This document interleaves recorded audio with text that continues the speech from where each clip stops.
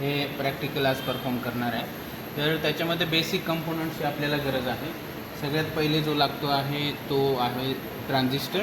हा जो तुम्ही जर बघितला तर हा 3 टर्मिनलचा ट्रान्झिस्टर आहे. पहिले आपण याची टर्मिनल्स आयडेंटिफाय करू. हा जर असा पकडला तर याच्यामध्ये एक नॉच आहे. या साईडला नॉच जो आपण फर्स्ट प्रॅक्टिकल जेव्हा केलं तेव्हा आपण हे बघितलं. ती फर्स्ट प्रॅक्टिकल जेव्हा आपण केलं त्याच्यामध्ये हे आयडेंटिफाय केलं आहे.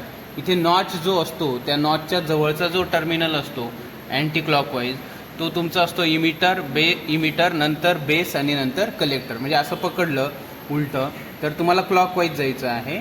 दिस इज नॉचच्या जवळ आहे तुमचा इमिटर नंतर बेस आणि कलेक्टर.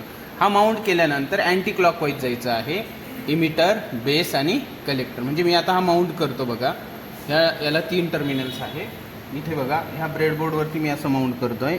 हे नॉच आहे. नॉच म्हणजे इमिटर, इकडचं टर्मिनल जे आहे ते बेस आणि हे आहे कलेक्टर. नाव तुम्ही आता बघू शकता म्हणजे इथे हे जे टर्मिनल आहे हे इमिटर आहे, हे बेस आहे आणि हे कलेक्टर आहे. जसं की ह्या डायग्रॅममध्ये जर तुम्ही बघितलं तर हे मिडलचं टर्मिनल बेस आहे, हे इमिटर आहे आणि हे आहे तुमचं कलेक्टर. सो आता बघा आपल्याला कनेक्शन जी करायची आहे ती या डायग्रॅमनुसार करायची आहे. तर इथे इमिटर टर्मिनल जे आहे हे इमिटर टर्मिनल ग्राउंडला कनेक्ट आहे आणि कलेक्टर टर्मिनल हे VCCला कनेक्ट आहे. हा आता तुमचा पॉवर सप्लाय आहे. रेड म्हणजे काय असतं पॉझिटिव्ह, हे आपण वरती कनेक्ट करतो आहे. ब्लॅक म्हणजे असतं निगेटिव्ह, जे आपण इथे कनेक्ट करतो आहे. ठीक आहे. आता ह्या केसमध्ये इमिटर हे जे टर्मिनल आहे हे इमिटर आहे, हे बेस आहे. कलेक्टरला आपल्याला LED लावायचा आहे आणि इमिटर डायरेक्ट ग्राउंड करायचं. तर मी आता एक वायर घेतो. ह्या वायरने याच्यानुसार हा इमिटर टर्मिनल मी ग्राउंड करतो. दिस इज इमिटर टर्मिनल जो मी खाली कनेक्ट केला. याचा अर्थ हा टर्मिनल ग्राउंडला कनेक्ट झाला. त्याच्यानंतर वरचा जो टर्मिनल आहे हा इमिटर, हा बेस आणि कलेक्टर. हा कलेक्टर टर्मिनल LED थ्रू आपल्याला वरती रजिस्टर लावून कनेक्ट करायचं आहे. मग LEDचं तुम्हाला माहिती जे मोठं टर्मिनल असतं ना, म्हणजे याच्यामध्ये हे टर्मिनल्स आहे, एक मोठा एक छोटा आहे. जे मोठं टर्मिनल असतं ते पॉझिटिव्ह असतं आणि छोटं जे असतं ते निगेटिव्ह असतं. मग मी काय करतो आहे बघा, मी आता LEDचं निगेटिव्ह टर्मिनल कलेक्टरला कनेक्ट करतो आहे या फॉर्मॅटमध्ये आणि नंतर एक रजिस्टर घेतो आहे जो की 220 ओमचा आहे. हा मी रजिस्टर VCCला वरती कनेक्ट करतो आहे. ठीक आहे. आता राहिला प्रश्न बेसचा. म्हणजे तुम्ही ही जर डायग्रॅम बघितली याच्यामध्ये इमिटरचं कनेक्शन झालं जे ग्राउंड केलं आहे, कलेक्टरचं झालं ज्याला LED लावून VCCला कनेक्ट केलं आहे आणि बेस जो आहे त्याला 6.7Kचा रजिस्टर जोडायचा आहे. 6 म्हणजे तुमचा ब्ल्यू कलर येतो बघा, you can see that this is 6.7 kilo ohm resistor.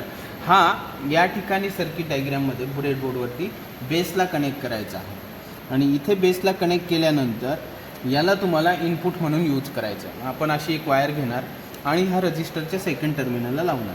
आता हे जी वायर आहे ही झालं इनपुट Vin. इथे जसं म्हटलं आहे ना Vin, तर ही वायर तुमच्यासाठी झाली आहे V इनपुट. सो मी जर वरती कनेक्ट केलं तर 5 व्होल्ट जातं आणि खाली कनेक्ट केलं तर ग्राउंड जातं. आपल्याला सेट किती करायचं आहे 5 व्होल्ट. आणि इथे जर तुम्ही ऑब्झर्वेशन टेबल बघितला Vin 0 त्यावेळेस ट्रान्झिस्टर ऑफ, LED पण ऑफ. Vin 5 व्होल्ट त्यावेळेस ट्रान्झिस्टर ऑन, LED पण ऑन. ही केसमध्ये तुम्हाला हे प्रॅक्टिकल परफॉर्म करायचं. आता मी याला ऑन करतो आणि याला 5 व्होल्टच्या पेक्षा जास्त सेट नाही करायचं आहे, याला 5 व्होल्टच सेट करायचं आहे.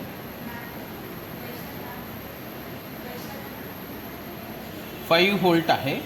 5 व्होल्टला मी वरती जर कनेक्ट केलं तर हा VCC आहे आहे. हे वरती जर कनेक्ट केलं तर VCCला कनेक्ट होतं, खाली जर कनेक्ट केलं तर ग्राउंडला कनेक्ट होतं. ठीक आहे.